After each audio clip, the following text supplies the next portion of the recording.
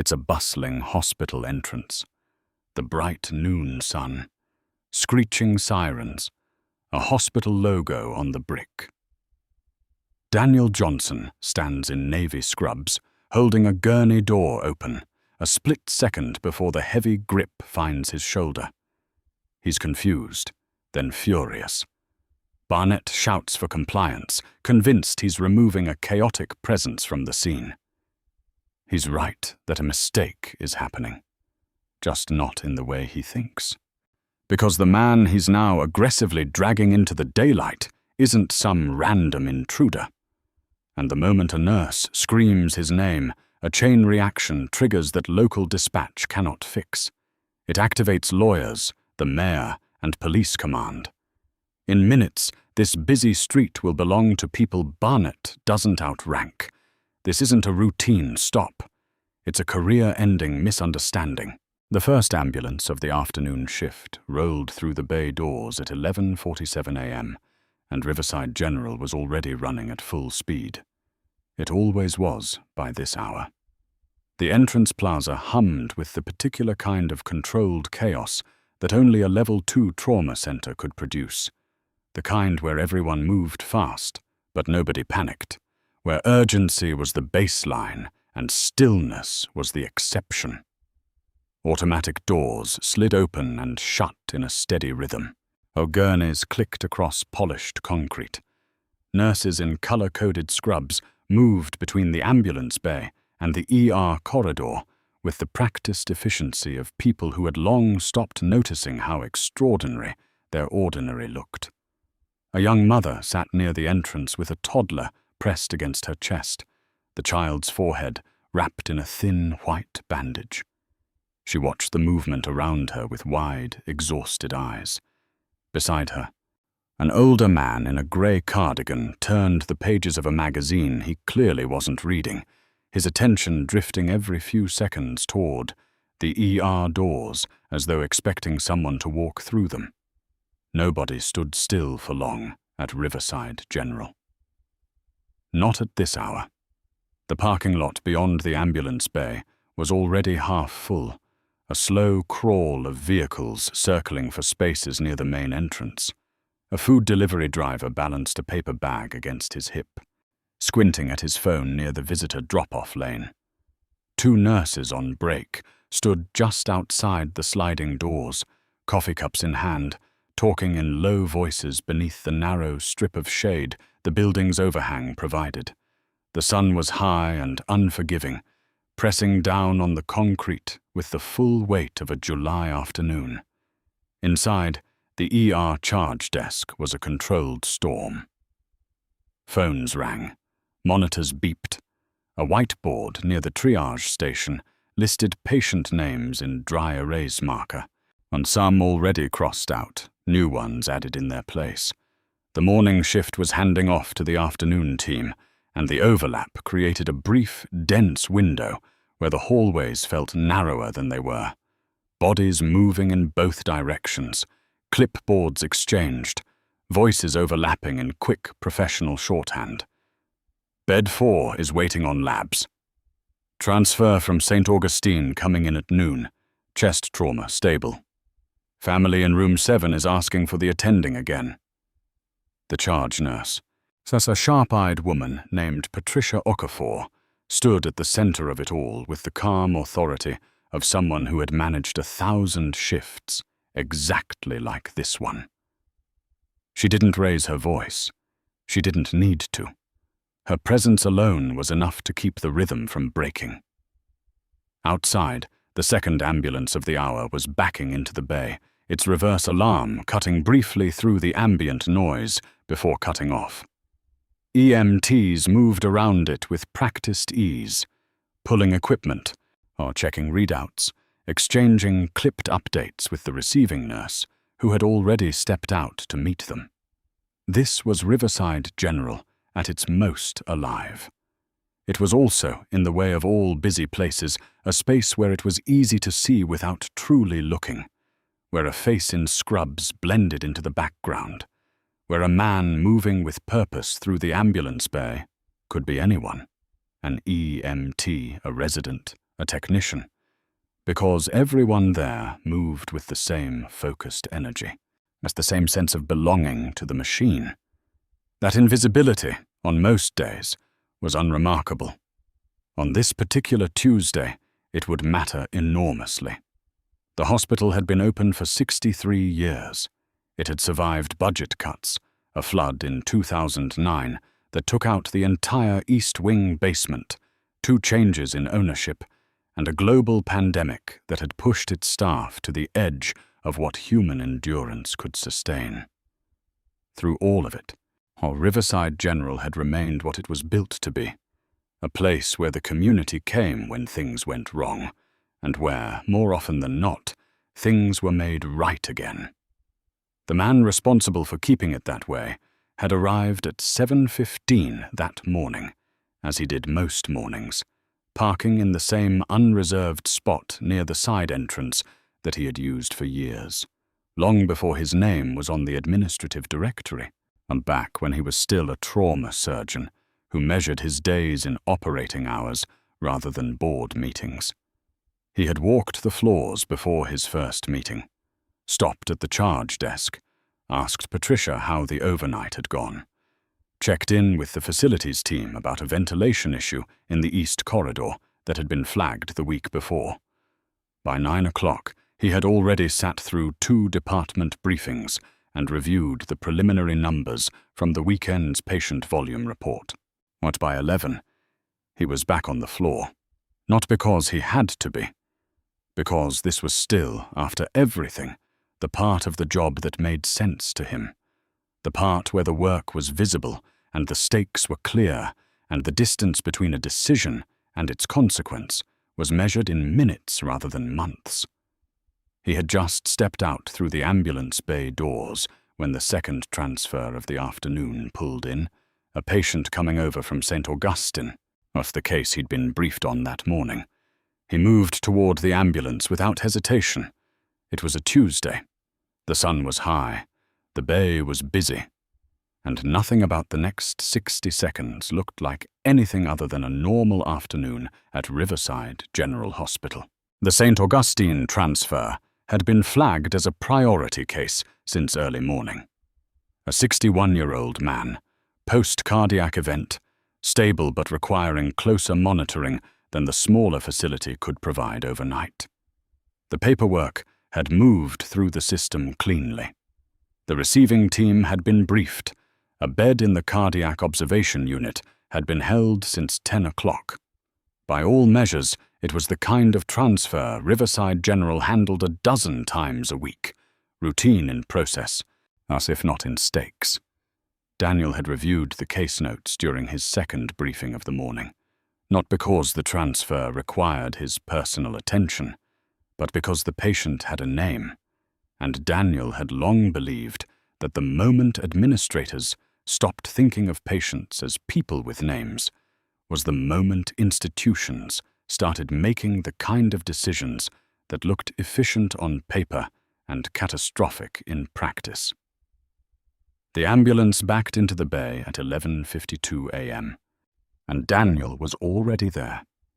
He had come down from the 3rd floor with no particular agenda beyond checking in with the receiving team and making sure the handoff went smoothly.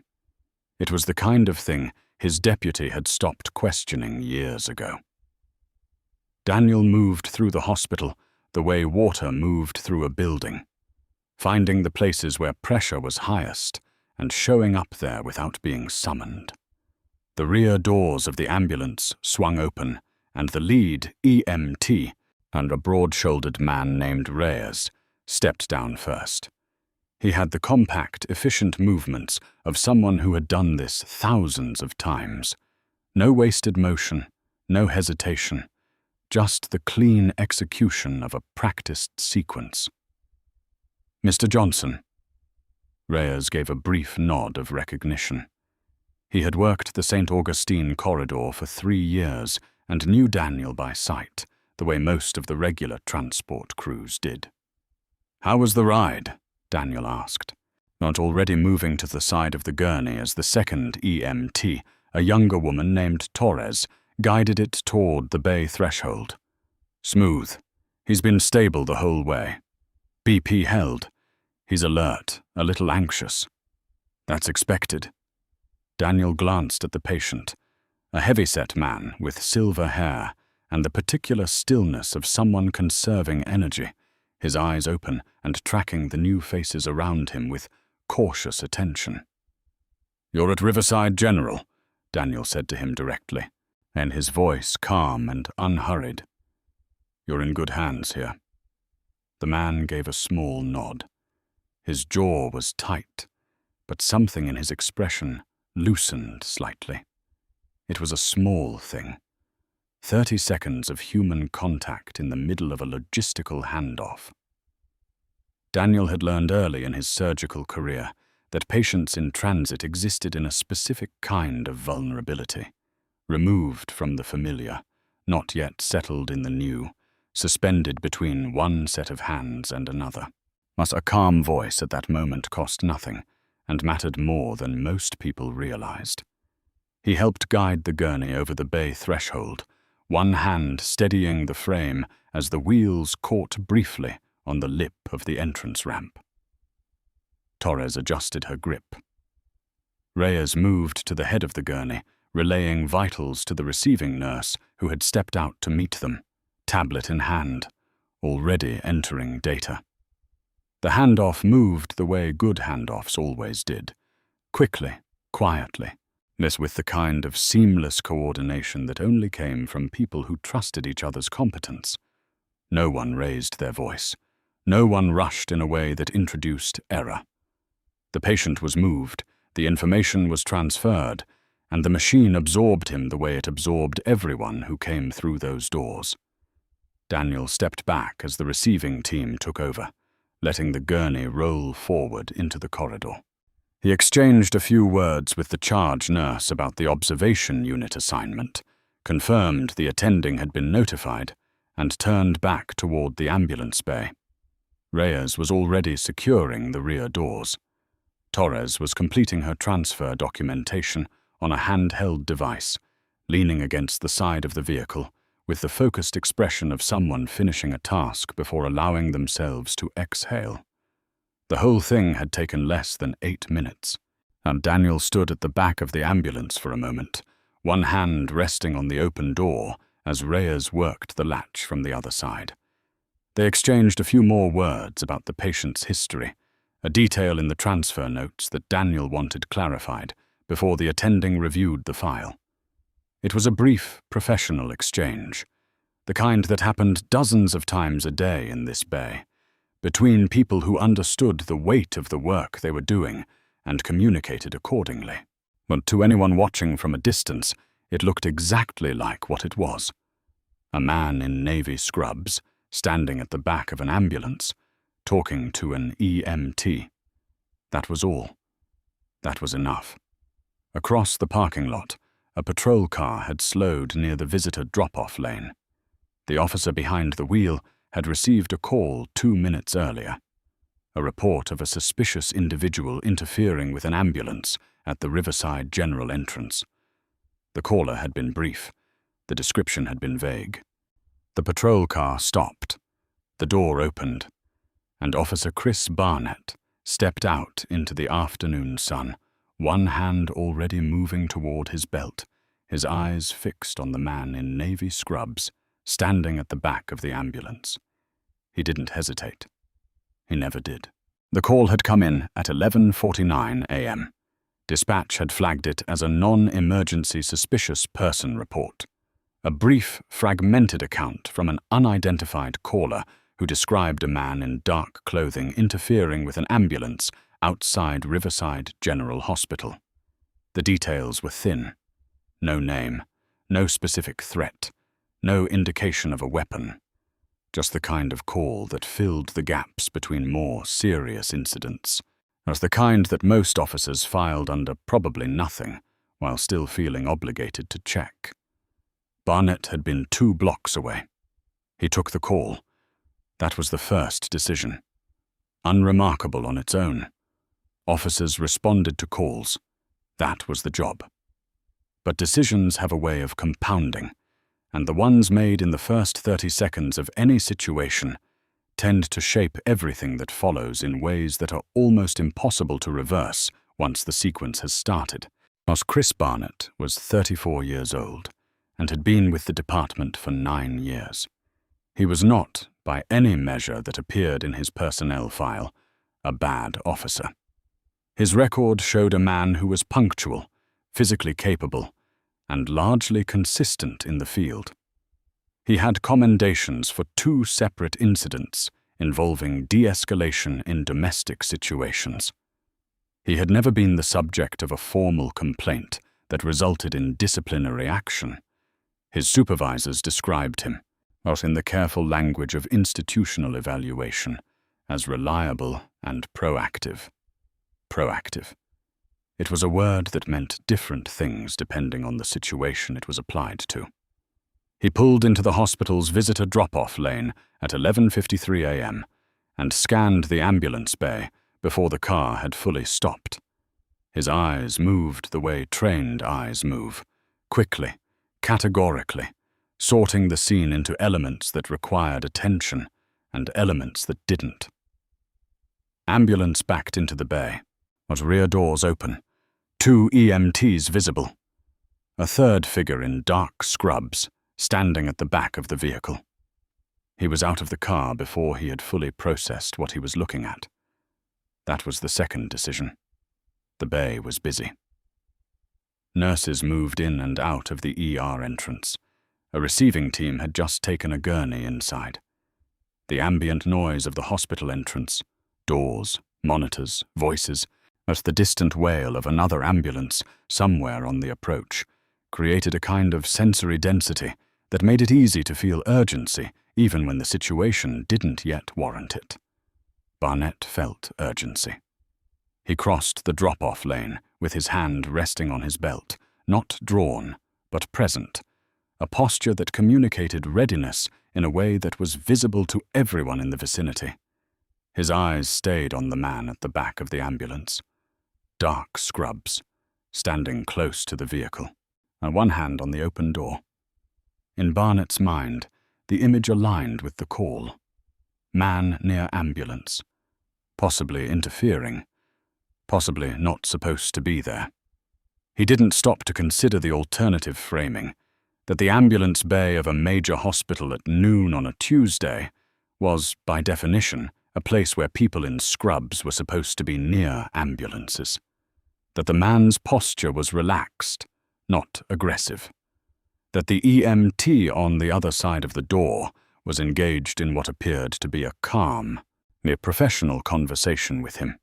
He didn't stop to consider those things, because he had already decided, in the compressed and largely unconscious way that first impressions operate, that something was wrong. "Hey!" His voice came out sharp and loud, cutting across the ambient noise of the bay. "Step away from the vehicle!" Daniel turned. The expression on his face in that first moment was not fear. It was the particular confusion of a person whose internal reality has just been interrupted by something that doesn't fit. The cognitive gap between what is happening and what should be happening. He had been mid-sentence with Reyes. He had been thinking about a notation in a patient file. He had been, in every meaningful sense, exactly where he was supposed to be, doing exactly what he was supposed to be doing. He looked at the officer, then at the badge, then back at the officer's face. "I'm sorry." His voice was measured, careful. The instinctive register of a man who had spent decades in professional environments where tone was currency. "I said step away from the vehicle." Barnett was closer now, moving with the forward momentum of someone who had already committed to a course of action. "We got a call. I need you to step back and identify yourself." Reyes had gone still on the other side of the ambulance door. Torres looked up from her tablet. "Officer, this is—" Reyes started. "Sir, I'm not talking to you." Barnett didn't look at him. His eyes stayed on Daniel. "I need you to step away from the ambulance and keep your hands where I can see them." Daniel took a slow breath. He had been in difficult rooms before, boardrooms where the tension was thick enough to change the air pressure, operating theaters where a single wrong movement had consequences that couldn't be undone. He knew how to stay calm when the situation demanded it. He raised both hands slightly, palms forward, a gesture of compliance, of patience. "My name is Daniel Johnson," he said evenly. "I'm the administrator of this hospital." Barnett heard the words. He just didn't believe them. What happened next took less than 4 seconds. Later, when investigators would review the sequence of events, they would note the precise gap between Daniel's statement and Barnett's response, the moment where a different decision was still possible, where the situation could have pivoted on a single question, a single pause, a single beat of genuine consideration. That window existed. It was real, and it closed before anyone standing in that ambulance bay fully understood it was open. But Barnett's hand found Daniel's shoulder. Not a tap, not a guiding touch, a grip, firm, deliberate, the kind of physical contact that communicated authority in the most unambiguous terms available to a person wearing a badge. His fingers closed around the fabric of Daniel's scrubs and pulled, using the leverage of his body weight to rotate Daniel away from the ambulance door and toward the open concrete of the bay. "I need you to come with me, or now." Daniel's body responded before his mind could fully process what was happening. His left foot caught the edge of the ambulance's rear step as he was pulled backward, and for one suspended moment, his balance was entirely gone. His arms out, his weight shifting, the ground coming up faster than his reflexes could compensate for. He caught himself. Barely. His right hand found the side of the ambulance, and he steadied against it, but the stumble was visible. And the sound of it, the scrape of his shoe against the metal step, the sharp intake of breath from Torres, cut through the ambient noise of the bay like a stone through water. Everything stopped. Not literally. The hospital kept moving. Doors kept opening. Somewhere inside, monitors kept beeping, and phones kept ringing, and the machinery of a Level 2 trauma center kept turning at the speed it always turned. But in the ambulance bay, in the specific geography of that moment, saw the world contracted to a radius of about 20 feet, and everything within it went very, very still. Reyes stepped around the ambulance door. Officer, stop. That man works here." Barnett didn't release his grip. "Sir, I need you to stay back. He's not a suspect. He's the—" "Stay back." The words came out harder this time, carrying the particular edge of someone who believed that any challenge to their authority in a public space was itself a form of disorder that needed to be contained.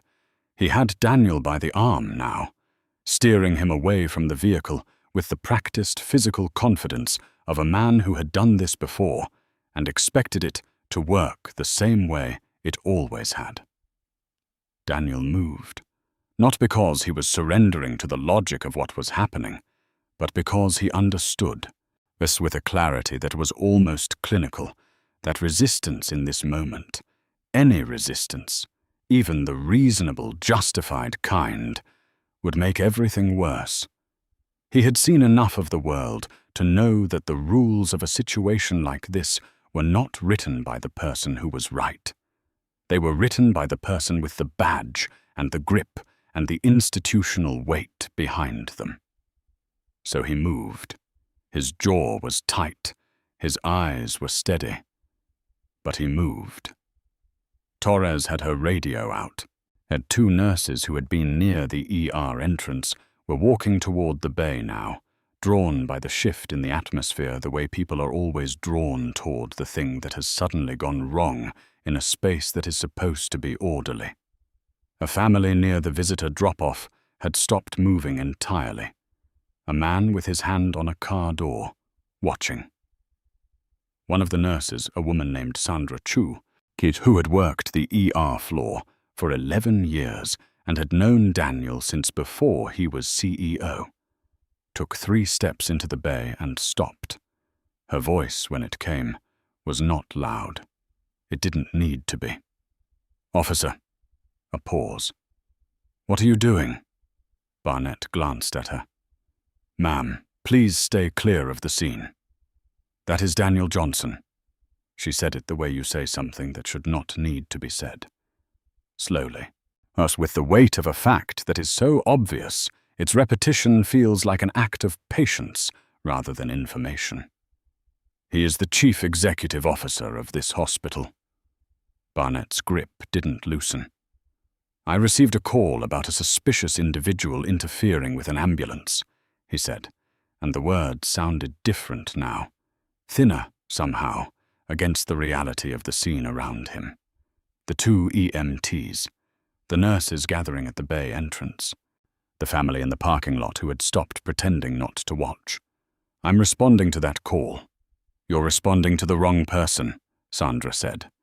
The bay had filled without anyone deciding to fill it. People had simply moved toward the disturbance, the way people always do, pulled by the instinct that something important was happening and that witnessing it mattered. There were perhaps 15 people within clear sightline of the ambulance now, maybe more, and several of them had their phones out. Barnett saw the phones. Something shifted in his expression. Not doubt, not yet, but the first faint pressure of a situation that was no longer entirely within his control. He looked at Daniel, at the scrubs, at the hospital ID badge clipped to Daniel's chest that he had not, until this moment, looked at directly. He read the name. He read the title beneath it. And for the first time since he had stepped out of the patrol car, Officer Chris Barnett said nothing at all. The sound that moved through the ambulance bay was not a scream. It was something quieter than that, and in some ways more unsettling. A collective exhale, a ripple of disbelief that passed through the gathered crowd the way a current passes through water, felt before it is fully understood. It started near the ER entrance and moved outward, person to person, so in the particular way that shock travels through a group of people who are all witnessing the same thing and arriving at the same conclusion at slightly different moments. Sandra Chu hadn't moved from where she stood. Her arms were at her sides, her posture very straight, her eyes fixed on Barnett with an expression that had moved past alarm and settled into something colder and more deliberate. She had spent 11 years in this ER. She had seen people at their most frightened, at their most desperate, their most undone. She was not easily rattled, but what she was feeling right now was not rattle. It was the specific, focused anger of someone watching an injustice happen in slow motion and being unable to stop it fast enough. Behind her, near the sliding doors, a cluster of nurses had gathered without coordinating.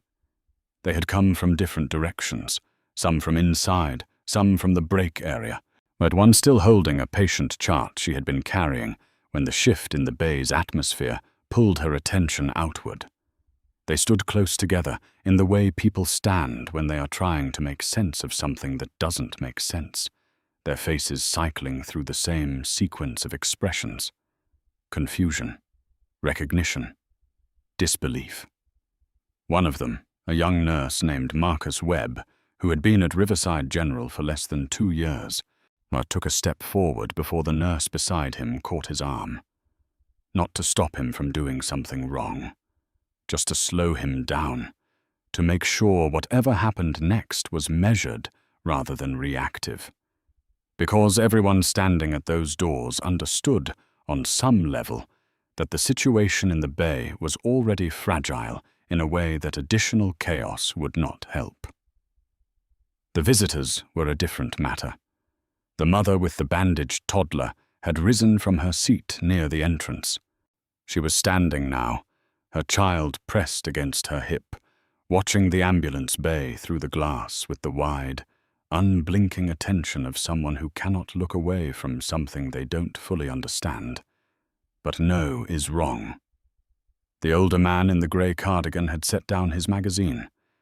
A teenage boy near the vending machines had his phone raised, not filming yet, just holding it, the instinctive preparation of a generation that had learned to document first and process later. But the food delivery driver who had been near the drop-off lane had stopped walking entirely.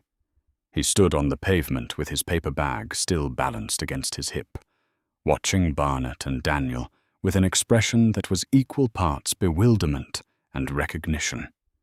The look of someone who has seen a version of this before, in a different place, under different circumstances, and is not surprised to be seeing it again. Inside the ER, word was moving faster than feet.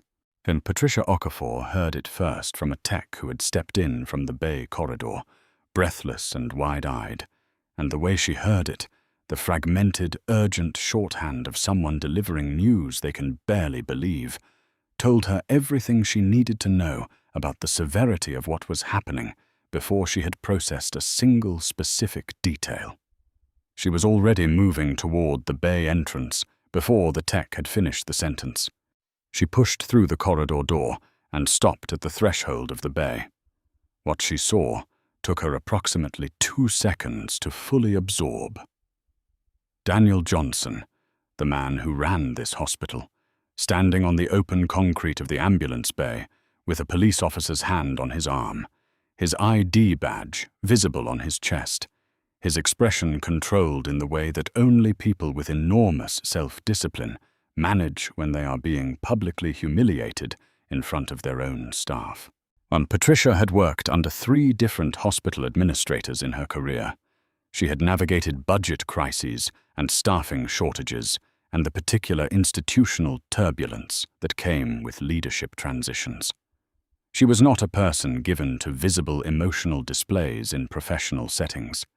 She believed, deeply and practically, in the value of composure. But her hands, in that moment, were shaking. She looked at Barnett, then at Daniel, then at the growing crowd of staff and visitors and bystanders who were all watching the same scene with the same expression of stunned disbelief. "Officer." Her voice carried the full weight of someone who was choosing each word with surgical precision. "I need you to understand what you are doing right now." Barnett looked at her. His grip on Daniel's arm had loosened slightly, not released, but loosened, the physical equivalent of a man who is beginning to feel the ground shift beneath him, but has not yet decided what to do about it. "I'm responding to a call," he said again. The words landed differently this time, flatter, less certain, because the scene around him had changed in the way scenes change when reality asserts itself against assumption, gradually, then all at once. The phones were out now. Multiple phones, but the crowd had grown to the point where it was no longer a cluster, but a presence, a collective witness that transformed the ambulance bay from a location into something closer to a stage. And at the center of it, Daniel Johnson stood very still, waiting. Not because he had run out of things to say, but because he understood, with the quiet certainty of a man who had spent decades reading rooms, that the moment no longer belonged to him or to Barnett. It belonged to everyone watching, and everyone was watching. The hospital ID badge had been clipped to Daniel's chest the entire time. It was standard issue, the same laminated rectangle that every Riverside General employee wore, color-coded by department, printed with a photograph and a name and a title. Daniel's was navy-bordered, which designated senior administration. His photograph was 2 years old. His name was printed in clean black type. And beneath his name, in slightly smaller but no less legible font, were 4 words that had been visible to anyone within reading distance since the moment Barnett had first approached the ambulance. Chief Executive Officer. No one could say afterward exactly when Barnett had read it. The moment he had gone quiet suggested it was somewhere between Sandra's second statement and Patricia's arrival at the bay threshold. But reading something and absorbing it are different cognitive events, and the gap between them, the seconds it takes for information to travel from the eyes to the part of the mind that understands consequences, was written plainly across Barnett's face for everyone present to observe. It was Patricia who said it out loud, not because it needed to be said for Daniel's benefit, or even for the benefit of the staff who already knew. She said it because the situation had reached the point where the facts needed to exist in the open air of that bay, and stated clearly and without ambiguity in a voice that carried to every person within earshot. "This is Dr. Daniel Johnson," she said. "He has been the Chief Executive Officer of Riverside General Hospital for 7 years. He is a former trauma surgeon with 22 years of clinical experience. He has admitting privileges at this facility, administrative authority over every department in this building, and his name is on the operating license of this hospital." She paused. "He is not a suspicious person. He is the reason this hospital is open today." The bay absorbed the words in silence. It was the kind of silence that has texture, dense and loaded, the silence of a crowd that is collectively recalibrating. The nurses near the ER doors had gone very still. The EMTs stood without moving.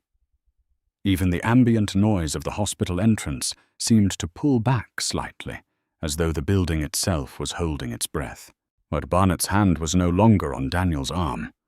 At some point in the last 30 seconds, no one could pinpoint exactly when, he had released his grip. He was standing 2 feet away from Daniel now, his posture subtly altered, the forward momentum that had carried him across the parking lot and through the bay now entirely gone. What remained was a man standing in the middle of a situation that had already outgrown him, trying to locate a version of events in which his next move made sense. Oh, there wasn't one. Not anymore. Daniel turned to face him.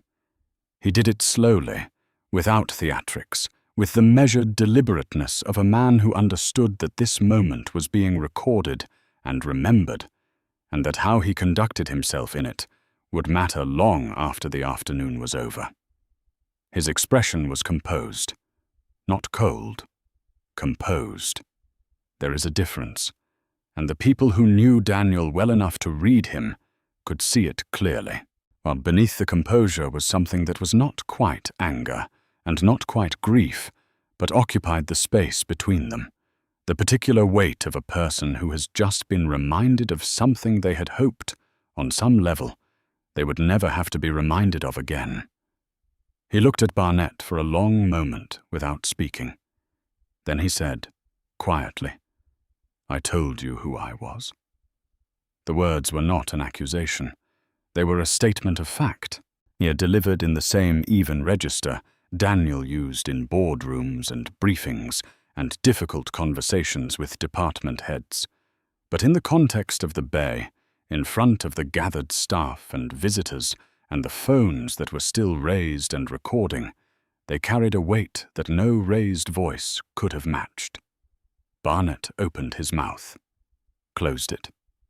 Somewhere near the ER entrance, someone said Daniel's name, not to get his attention, just as a kind of exhale, or the verbal equivalent of shaking one's head. A nurse near the sliding doors had her hand pressed over her mouth. Marcus Webb, the young nurse who had been held back earlier, was no longer being held back. He was standing at the edge of the bay, with his arms crossed and his jaw set, watching Barnett with the particular expression of someone filing something away. The family near the visitor drop-off had not moved. The mother with the toddler was still standing at the entrance glass. The food delivery driver had set his bag down on the pavement at some point, without appearing to notice he had done it, and the phones kept recording. Reyes, who had been standing near the ambulance in silence, since Barnett had first told him to step back, finally spoke. His voice was quiet and direct, the voice of a man who had seen a great deal and was not interested in drama, but was also not willing to pretend he hadn't seen what he had seen. "He was helping us with a transfer," Reyes said. "He's been out here maybe 10 minutes. He didn't interfere with anything." Barnett said nothing. The afternoon sun pressed down on the concrete. The bay was full of people and full of silence and full of the particular, irreversible weight of a moment that has already become the kind of moment people will describe to others for years. Daniel straightened his badge. He didn't look down to do it. He kept his eyes on Barnett, and he reached up and straightened the badge on his chest with 2 fingers, a small, precise gesture that said everything it needed to say without saying anything at all. And then he waited for what came next. The first call went out at 12:04 p.m. It came from Patricia Okafor's personal cell phone, made from the edge of the ambulance bay, while she kept one eye on Daniel and one eye on Barnett. She called the hospital's chief of security, a former sheriff's deputy named Gerald Holt, and she used the particular tone she reserved for situations that had already passed the point where measured language was sufficient. She gave him 4 sentences. He was moving before she finished the third. The second call came from Sandra Chu, who had stepped 6 feet away and was speaking in a low, rapid voice to someone in the administrative suite on the 4th floor. The third came from one of the EMTs, Torres, who had been on her radio since the moment Barnett's hand had found Daniel's shoulder, relaying the situation to her dispatch coordinator in the clipped, factual shorthand of someone trained to report what they see without editorializing. For within 8 minutes of the initial confrontation, the ambulance bay had become the most consequential location in a 12-block radius. Gerald Holt arrived first. He came through the ER corridor at a pace that was not quite a run, but communicated the same urgency, his security badge visible, his expression set in the careful neutral of a man who had spent decades managing volatile situations and understood that the energy a senior official brought into a room tended to become the room's energy. He took in the scene in a single sweep: Daniel, Barnett, the gathered staff, the phones, and positioned himself between the officer and the hospital entrance with the practiced ease of someone who had done exactly this kind of thing before, in different circumstances, with different stakes. He looked at Barnett. "Gerald Holt, Riverside General Chief of Security." His voice was level and professional. "I'm going to need to understand what's happening here." Barnett straightened. The presence of another authority figure, even a private one, seemed to activate something in his posture, a reflexive reassertion of the institutional confidence that had been quietly draining from him since the moment he had read Daniel's badge. "I responded to a suspicious person call. I was doing my job." "Your job," Holt said, without inflection. "That's correct." Holt looked at Daniel. A brief, communicative glance, the kind exchanged between people who know each other well enough to have entire conversations in a single look. Daniel gave a small nod. He was fine. He was standing. He was waiting. Holt looked back at Barnett. "The individual you detained is the chief executive officer of this hospital, but he was assisting with a patient transfer at the request of the receiving team. There was no interference. There was no disturbance. There was no basis for physical contact. I received a call. I understand you received a call." Holt's voice didn't rise. It didn't need to. "I'm telling you what the call was about, and what it was not about.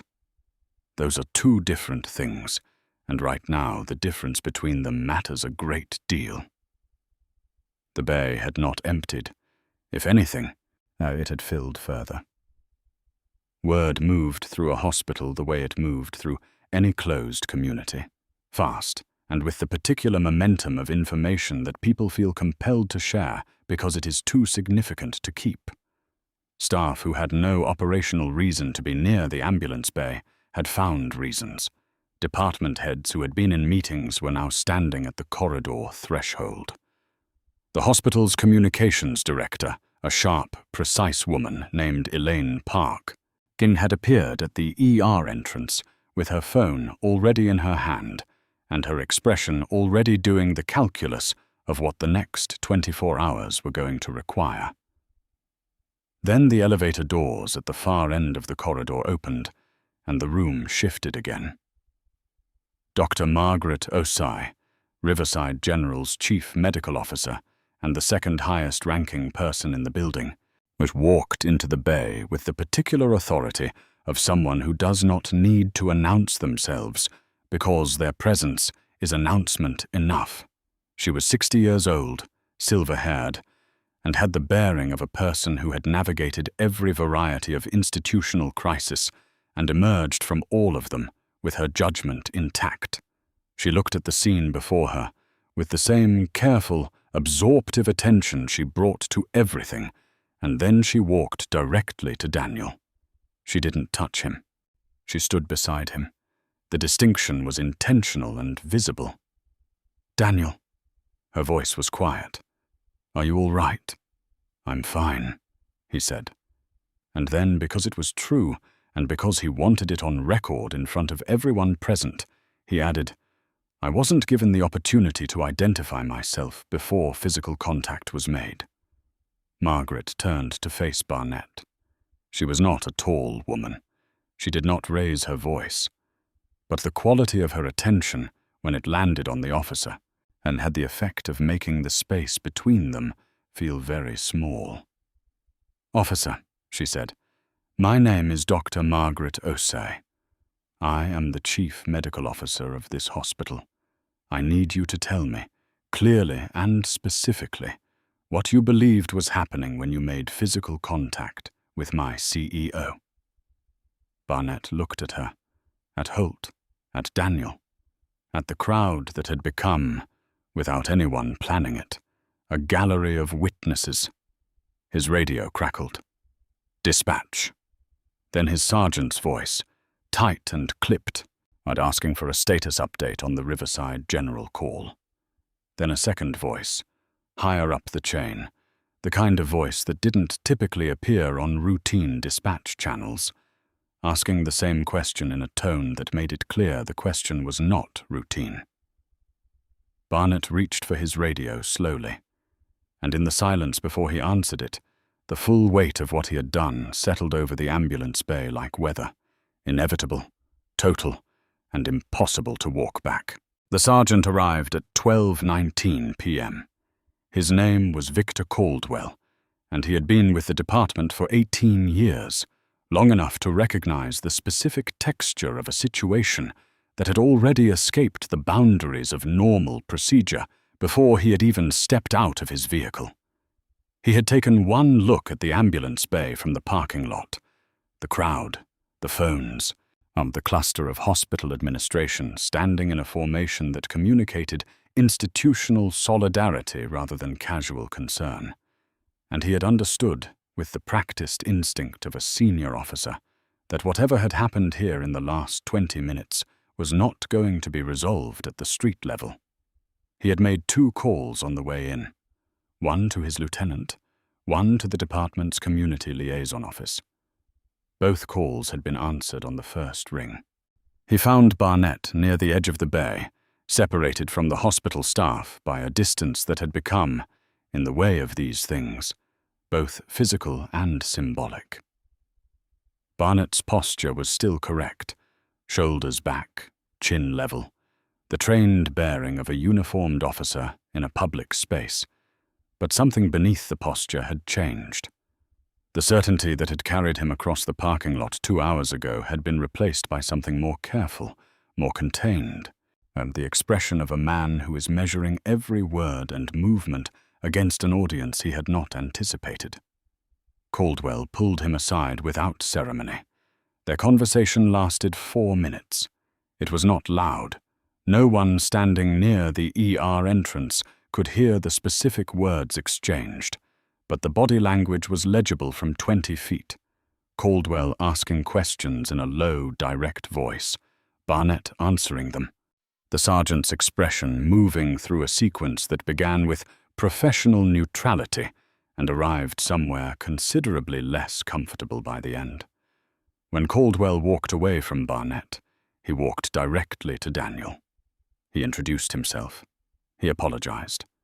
Not in the hedged, conditional language of institutional liability management, but in the plain, unambiguous terms of a senior officer who understood what had happened and was not willing to pretend otherwise in front of witnesses. The apology was brief, and it was genuine, and it landed in the bay with the particular weight of something that was necessary, but insufficient. The right thing said too late to undo the thing that had made it necessary. Daniel received it with the same composure he had maintained throughout. He thanked the sergeant. He said he expected a full account of the incident. He said it quietly, without heat, in the tone of a man who was already thinking 3 steps ahead.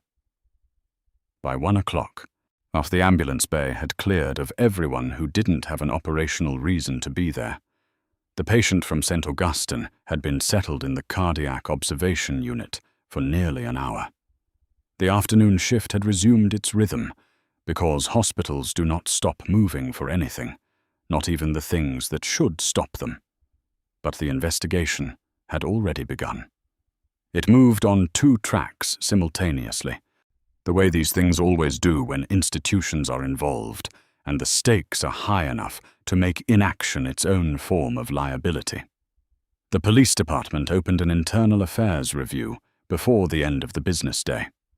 The paperwork was initiated by Caldwell's lieutenant, who had arrived at the hospital at 12:34 p.m., reviewed the scene, spoken briefly with Daniel and Margaret Osai, and returned to the precinct with the expression of someone who had already written the first paragraph of a very difficult report in their head.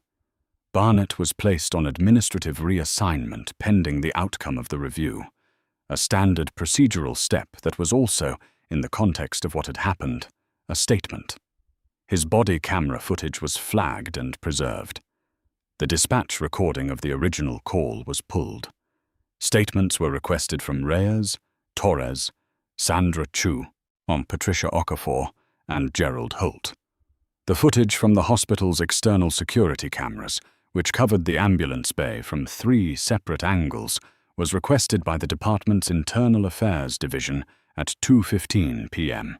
and provided by Riverside General's Security Office within the hour. On the hospital side, the process was equally swift and considerably more visible. Elaine Park had been in crisis communications mode since before Caldwell's arrival. But by early afternoon, she had drafted an initial statement, reviewed it with Margaret Osai and the hospital's legal counsel, and revised it twice. The statement was factual and measured. It confirmed that an incident had occurred. It confirmed Daniel's identity and role. It expressed the hospital's expectation that the matter would be investigated fully and transparently. It did not use the word outrage, though several people in the room where it was drafted had wanted it to, or Daniel had asked them to remove it. He had sat at the head of the conference table on the 4th floor with his hands flat on the surface and his expression very still, and he had said, in the quiet voice he used when he wanted people to understand that he was not making a suggestion, that the statement would be factual and professional, and that it would let the facts carry the weight they were capable of carrying without assistance. The facts, he said, were sufficient. They were. But by evening, the security footage had found its way onto 3 local news platforms. By the following morning, it was national. The clip was 47 seconds long.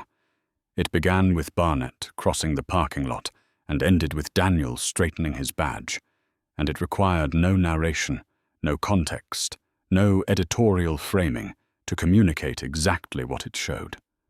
A man had been grabbed in front of his own hospital. The man ran the hospital. The camera had seen everything. And now, or so had everyone else. The clip ran for 11 seconds on the evening news before the anchor paused to let it speak for itself. By midnight, it had been viewed 4 million times. By the following morning, that number had tripled. It appeared on national broadcasts, on the front pages of digital newspapers, in the feeds of people who had never heard of Riverside General Hospital and would now never forget it. Commentators dissected it. Legal analysts contextualized it. Former law enforcement officials appeared on cable panels to explain, in careful and occasionally contradictory terms, what the footage did and did not show. What it showed was not complicated. The complexity came afterward, in the days and weeks that followed, when the initial wave of public attention receded and the harder, slower work of consequence and accountability began. Barnett was placed on indefinite administrative leave pending the Internal Affairs review. The department's official statement, released 48 hours after the incident, confirmed that the matter was being investigated and that the department took all allegations of improper conduct seriously. It was the language of institutions managing exposure, careful and correct, and deliberately short of the plain acknowledgement that the situation warranted. A second statement, released 4 days later after the footage had completed its full cycle through the national media, went further. It acknowledged that the use of physical force had not been justified by the circumstances of the call. It announced that Barnett would undergo a formal disciplinary hearing.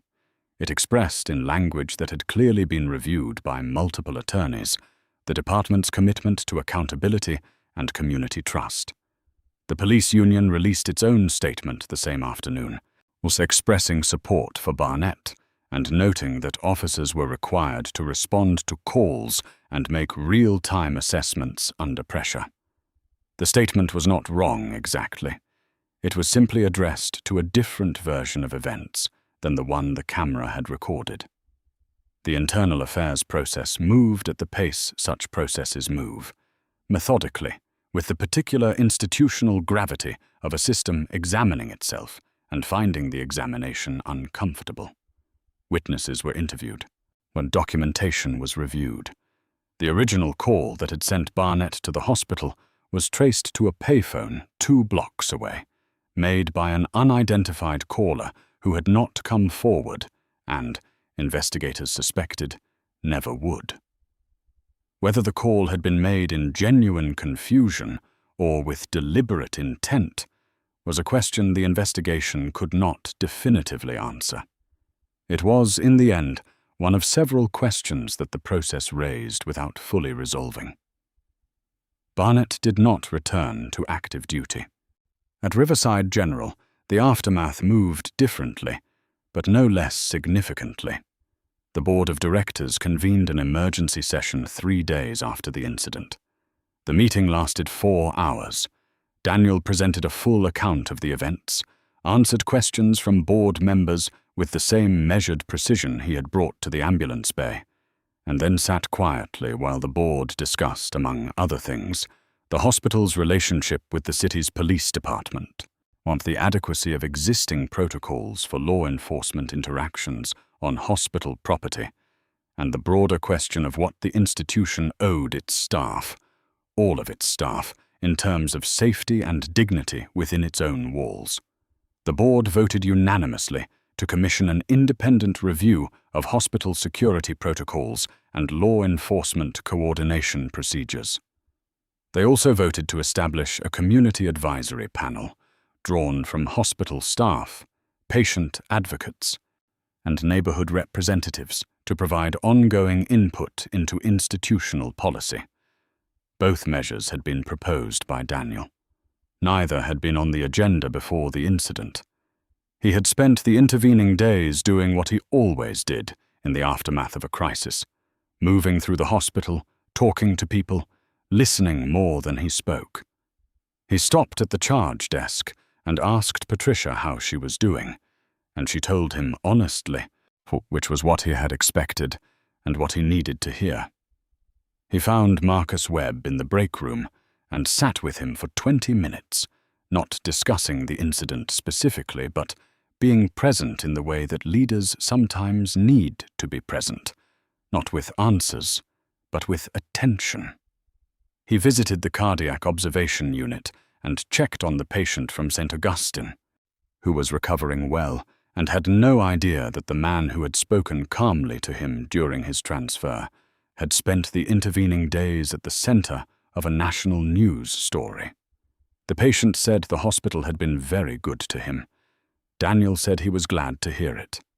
The public statement that Daniel ultimately released, not the institutional one drafted by Elaine Park, but the personal one he wrote himself and released through the hospital's communications office on the 5th day, was 4 paragraphs long.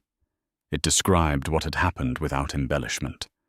It named the experience for what it was. It expressed his expectation that the investigation would be thorough and its findings made public. And it ended not with a call for anger or a declaration of grievance, but with a statement about the hospital's purpose and the community it served, and his intention to continue serving it. The final paragraph read, in part, "What happened to me on Tuesday should not happen to anyone. The work of ensuring that it does not is longer and harder than any single incident, and it belongs to all of us." It was shared widely. It was, people said, exactly what you would expect from Daniel Johnson, which was, in the end, the most damning possible verdict on everything that had happened in that ambulance bay on a bright Tuesday afternoon. That the man who had been grabbed and humiliated in front of his own hospital had responded with more institutional grace than the institution that had sent someone to grab him. The sun had been high, and the bay had been busy, and everyone had seen everything. And now the slower, harder work of what came next had to begin. But this story is a reminder that dignity doesn't come with a badge or a title. It comes with how we treat each other when no one is watching, and sometimes when everyone is. If this kind of storytelling moves you, stories about power, accountability, and the people who hold institutions together with quiet grace, then this channel is where you belong. Subscribe, because the next story is already being written, and you don't want to miss it. Like this video if Daniel handled that situation better than most people would have. Drop a comment below. What was the moment that hit hardest for you? The grab? The badge? Or the way he straightened it afterward and said nothing at all?